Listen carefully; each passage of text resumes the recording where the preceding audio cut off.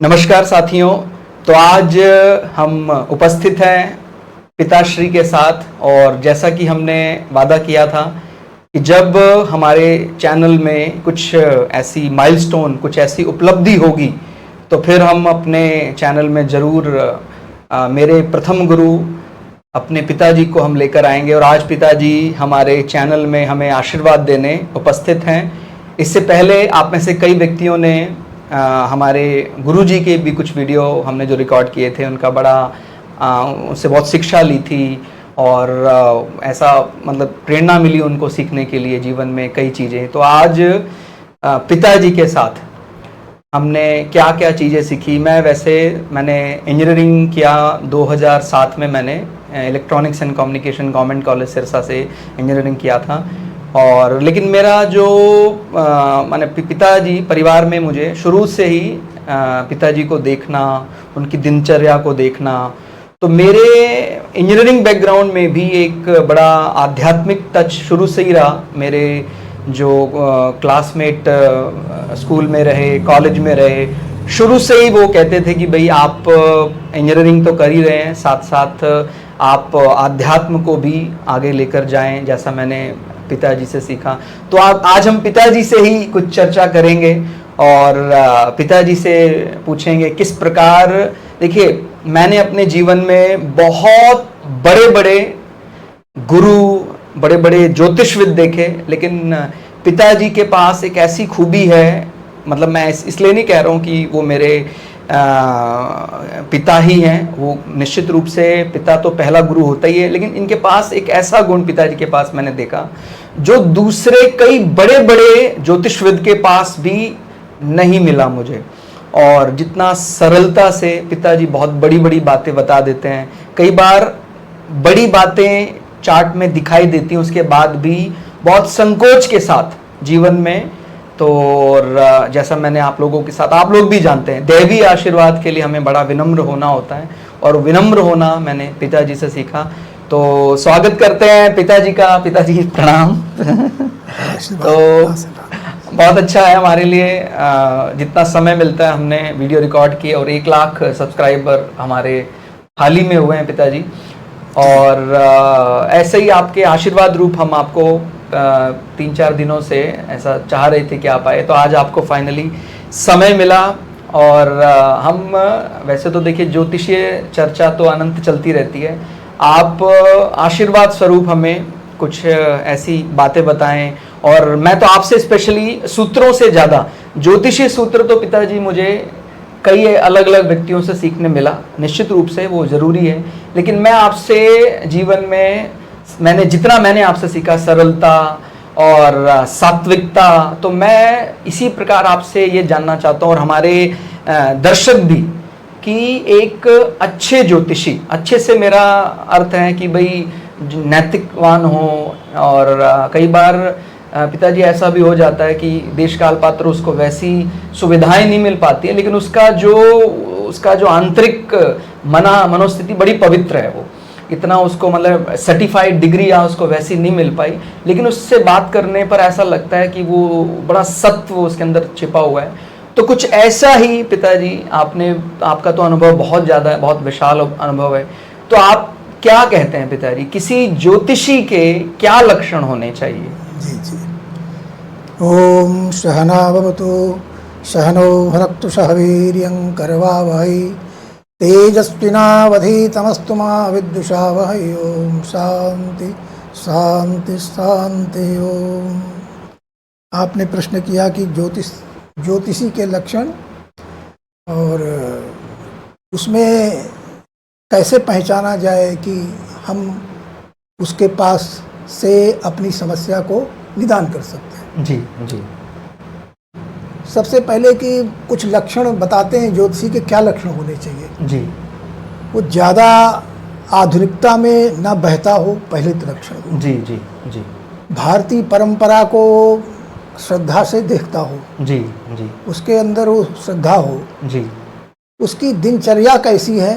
जी जी। ये देखना पड़ेगा। जी। वास्तव में वो संध्या बंदन अपनी करता है जी। भारतीय परंपरा के अनुसार कि नहीं करता। जी जी।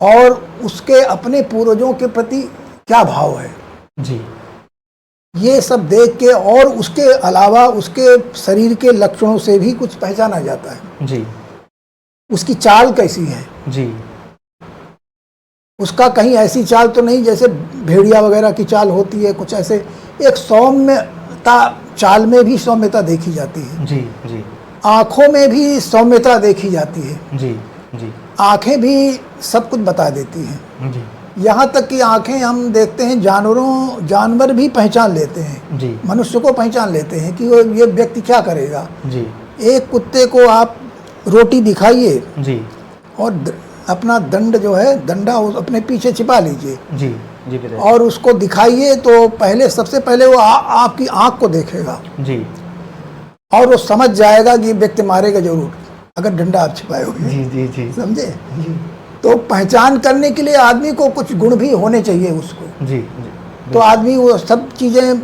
सब बहुत आसानी से पहचानी जा सकती हैं। जी और सबसे पहले उनकी दिनचर्या और उसका भाव भारतीय परंपरा के प्रति कैसा है, कि कितने बजे उठते हैं, हाँ। क्या करते हैं, हाँ क्या करते इस हैं, प्रकार वो संध्या वंदन अपनी करते भगवान हैं, का ध्यान करते हैं कि संध्या नहीं, करते हैं, और भारतीय परंपरा के अनुसार ही करते हैं कि कोई और ढंग से करते अब हैं। इसमें पिताजी जैसे आपने जो कहा आधुनिकता में, तो वैसे तो पिताजी मुझे भी चाहे इच्छा रही हो ना रही हो, लेकिन मैंने भी जैसे इंजीनियरिंग कॉलेज में तो रहे, तो वहाँ तो मतलब कॉलेज में रहते थे, पढ़ाई मैंने की, लेकिन फिर भी मैं संध्या वहाँ भी करता था।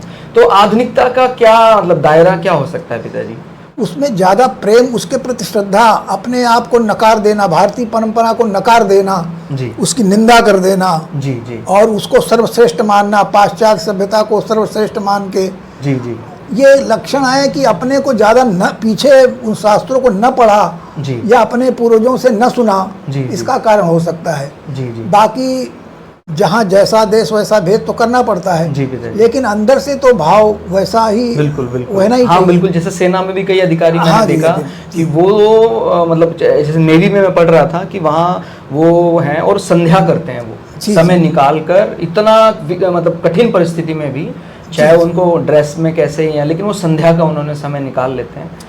तो अगर संध्या ना भी कर पाए, जी जी भाई किसी कारणवश ऐसी जगह पे हैं हम, जी। वहाँ संध्या नहीं हो सकती है, जी तो उसके प्रति भाव अच्छा रखें। जी जी जी जी इस गर्व, मतलब अपना स्वाभिमान हो पूरा मेरा, कि उसके प्रति अश्रद्धा मेरी नहीं, संस्कृति, अरे नहीं मेरी- कुछ नहीं है, ऐसा नहीं है, कुछ नहीं होता, इस प्रकार के भाव विनोद में भी ना हाँ करें। विनोद में भी ना करें। जी, पूर्वजों के प्रति श्रद्धा रखें, अरे हमारे पूर्वज कुछ नहीं जानते थे, अब हमने जाना है, जी ऐसा भाव, उनको गाली देना है, जी जी जी जी। जी तो ऐसा भाव, जी तो ऐसा देख के ही उनको ज्योतिषी को ऐसा समझ के ही जी। वो व्यक्ति कैसा है जी और उसकी आंखें कैसी हैं, जी उसके रोम कैसे हैं जी और उसकी चाल कैसी है, इसके बाद वो दोनों चीज़ें देख के तब उसकी पहचान की जाती अब है। जैसे पिताजी आधुनिक समय पे तो जो शिक्षक हैं, तो हम जैसे मान लीजिए किसी अच्छे शिक्षक के पास जाते हैं, भाई एमएससी हैं, पीएचडी हैं, तो वो तो दायरा एक प्रकार से सरकार के अधिकृत जो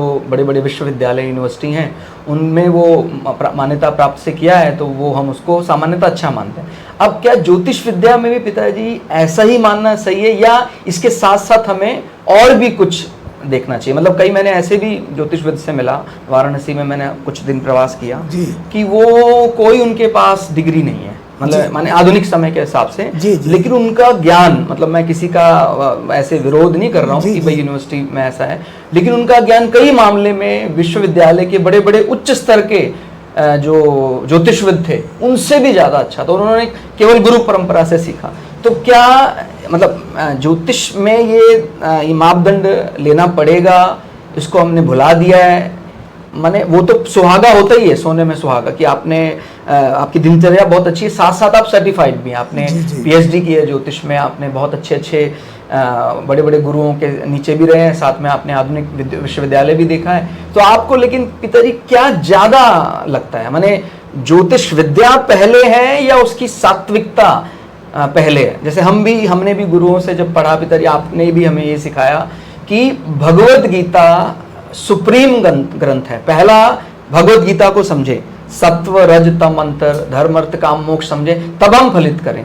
तो वही मैं आपसे जानना चाह रहा था कि अगर हमें कभी चुनाव करना हो, कई बार कोई ज्योतिषविद ऐसा मिल जाए कि पिताजी कोई सर्टिफाइड बहुत है, लेकिन आपने जो लक्षण बताए वो लक्षण उस पर नहीं है, और कोई वो किसी यूनिवर्सिटी से उन्होंने ऐसा तो नहीं किया है, लेकिन वो लक्षण मैच कर रहे हैं। आपके अनुसार पिताजी किसको हम अभी प्राथमिकता दें?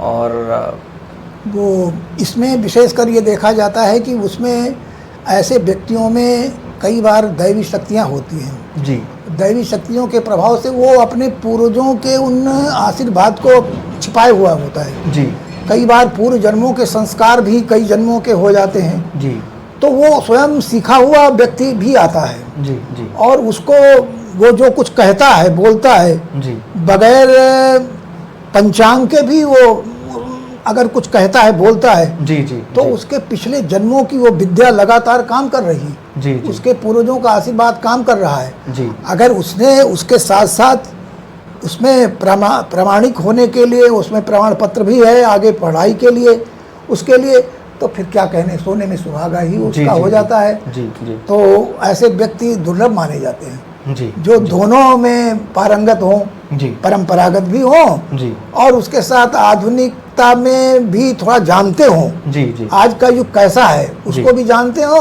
और उनके पास थोड़ी योग्यता भी हो और उसको दिखाने के लिए कि भाई हमने ये किया है, जी हम जी, समाज के साथ बिल्कुल, चल सकते हैं। बिल्कुल बिल्कुल बिल्कुल। और पिताजी जो प्रश्न करता है, अब चलो ज्योतिषी के तो हमें थोड़ा थोड़ा, हालांकि ये विषय तो हम आपसे और भी आगे समझेंगे, मैं तो समझता ही रहता हूँ और अपने व्यूअर्स के साथ भी हम शेयर करेंगे कि जो प्रश्न करता है, जो ज्योतिष मतलब सारी सीमाएं केवल ज्योतिषाचार्य के नहीं है, जो प्रश्न करता है उसके क्या माने उसको क्या नियमों का पालन करना चाहिए, किस प्रकार से प्रश्न करना चाहिए, क्या वो कभी भी ज्योतिषविद को ऐसा कह सकता है कि मैं इतने अपने मन से आ जाऊंगा, या उसका भी कोई नियम है? बहुत नियम है उसके।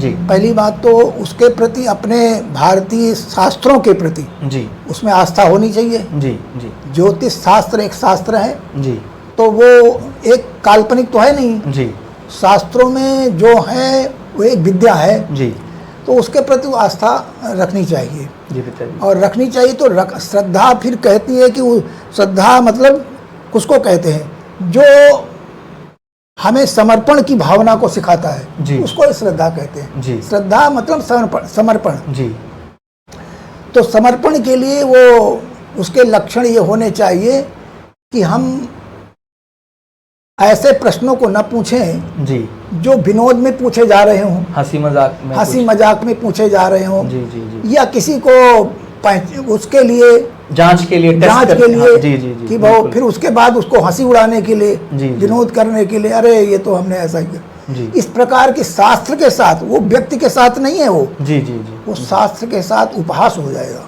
जी जी उपहास हो जाएगा। पहले तो आप उसको पहले परखिए, जी उसके साथ उसका उपहास न उड़ाइए जी जी और फिर अपनी समस्या को रखिए।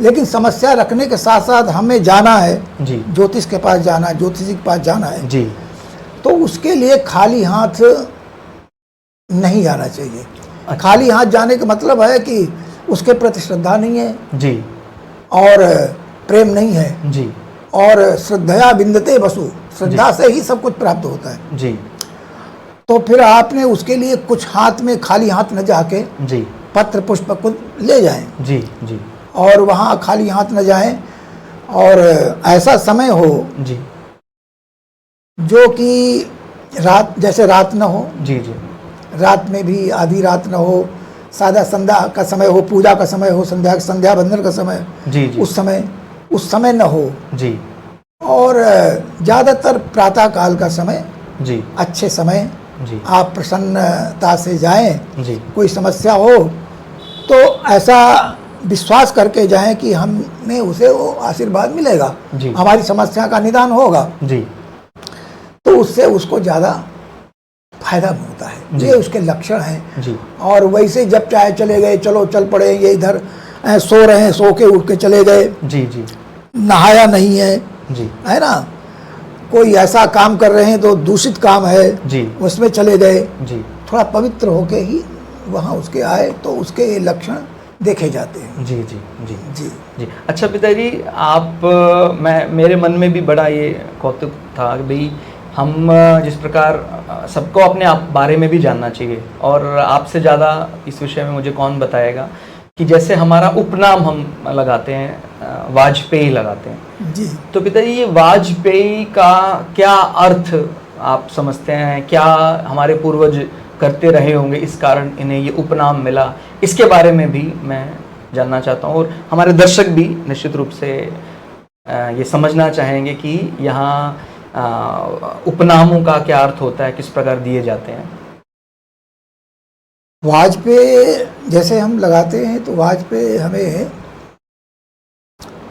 यज्ञ, एक वाजपेयी यज्ञ होता था जी उसमें जो उसके जानकार जी विशेषज्ञ होते थे। जी उपमन्यु ऋषि हुए हैं, उपमन्यु जी। ऋषि हुए हैं, जी जो भगवान श्री कृष्ण भी उनको अपना गुरु मानते थे जी जी किसी विषय में। जी तो वहाँ पे उन्होंने ऐसी तपस्या की जी कि उन्होंने उस वहाँ से हम लोगों की उत्पत्ति मानी जाती है। जी जी जी ये जब सृष्टि हुई तभी से जी यज्ञ कराने वाले जी और यज्ञों की उत्पत्ति भी हमारे ऋषियों के जी हृदय में आई, जी और वो यज्ञ से ही ये संसार चला। जी तो उसमें कई तरह के बहुत सारे यज्ञ होते हैं।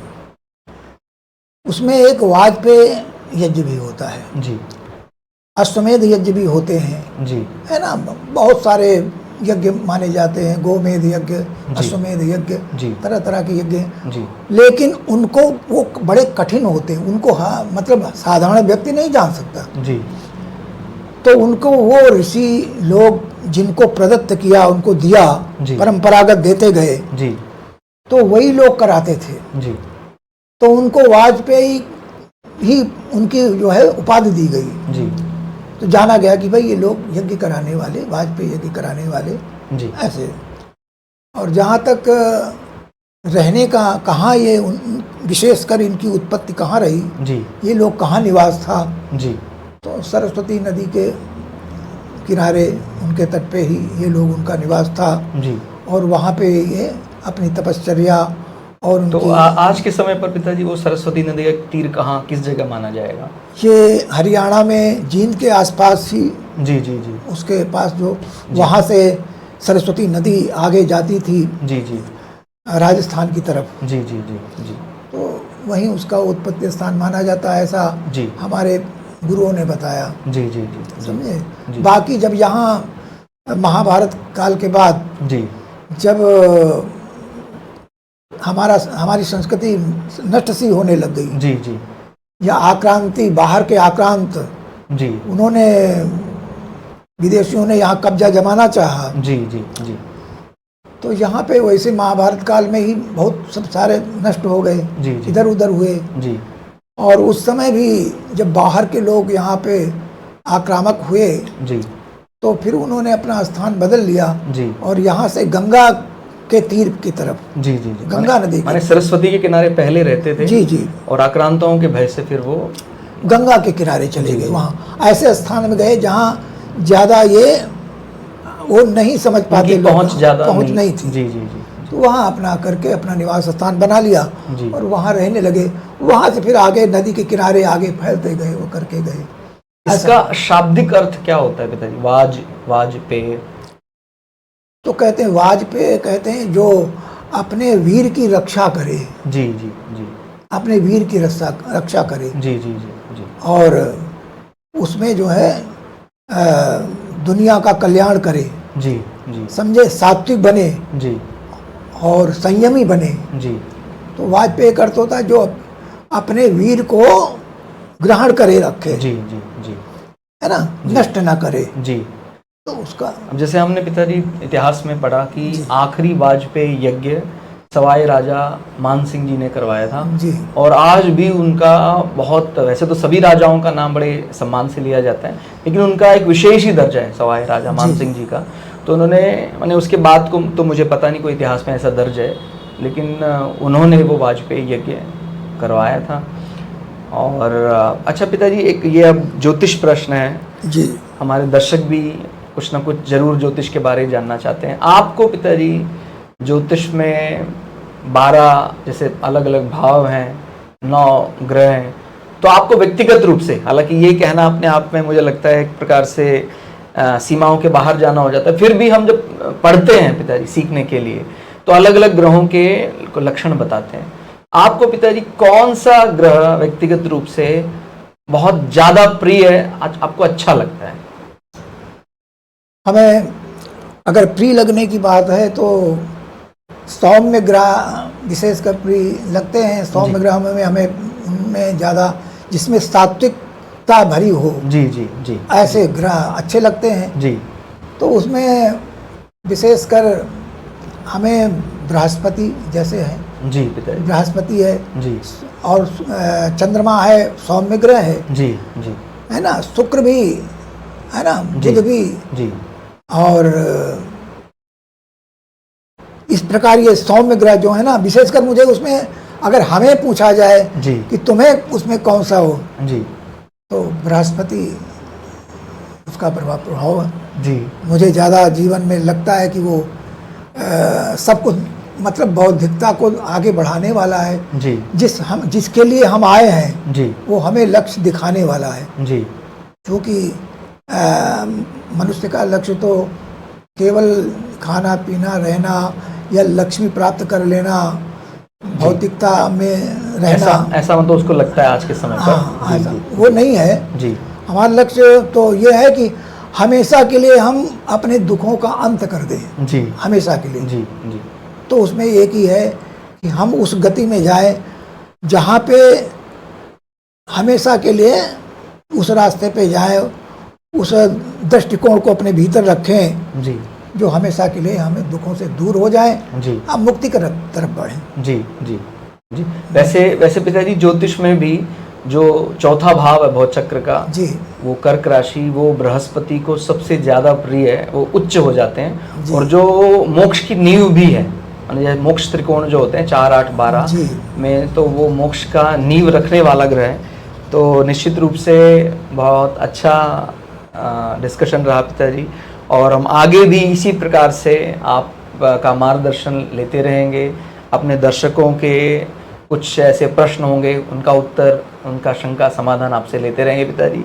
आपने समय निकाला हमारे चैनल के लिए पिताजी, आपका बहुत बहुत धन्यवाद पिताजी, प्रणाम। बहुत आशीर्वाद, आगे बढ़ते रहो।